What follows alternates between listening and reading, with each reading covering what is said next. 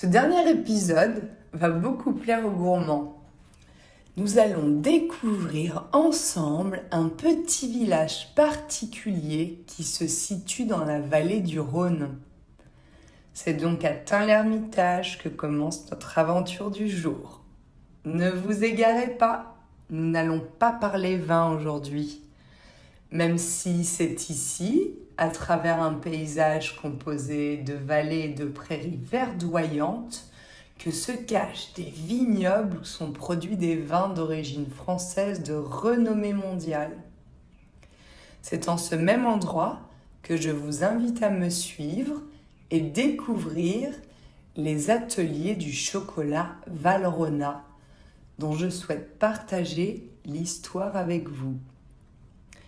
C'est donc en 1922 que le pâtissier Albéric Guironnet créa la chocolaterie Vivarais.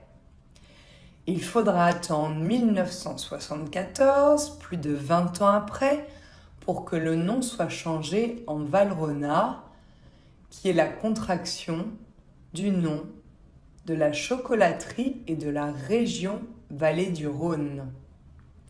Cette entreprise est depuis lors devenue une des plus prestigieuses dans le monde du chocolat, ayant pour devise « Utiliser le meilleur pour créer le meilleur ». Les chocolats Valrhona comptent parmi les plus grands crus, constitués de cacao de variétés et origines diverses et proposant des arômes exceptionnels.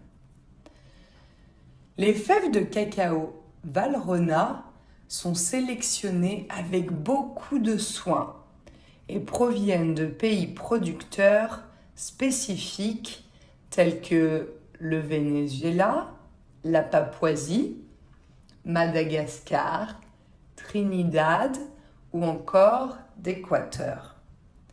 Les conditions climatiques se doivent d'être très précises afin de garantir que les cacaoyers, arbres à fèves de cacao, produisent de bonnes fèves.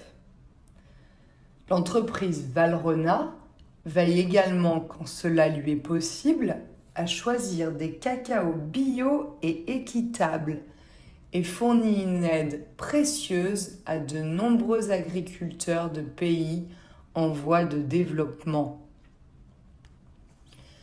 Parlons à présent de comment sont sélectionnées les fèves privilégiées pour la conception de ce chocolat incroyable.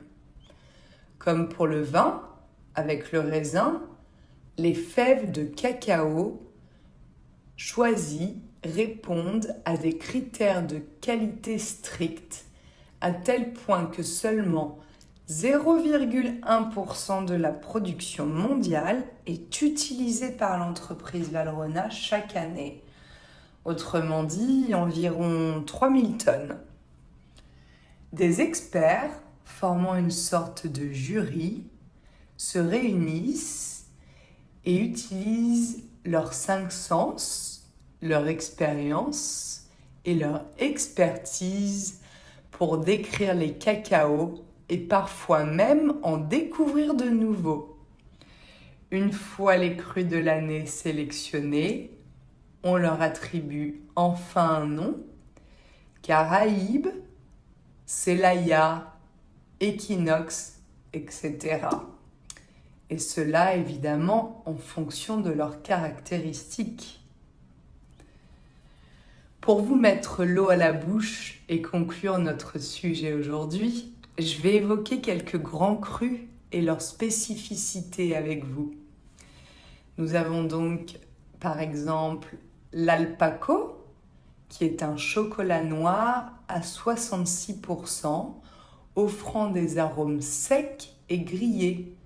Ou encore le Livara, qui est un chocolat au lait sublime à 40% de cacao, crémeux et parfumé. Côté grand cru, millésiné et création gourmande, comme on le fait avec les grands vins, le chocolat Valrhona offre une expérience unique.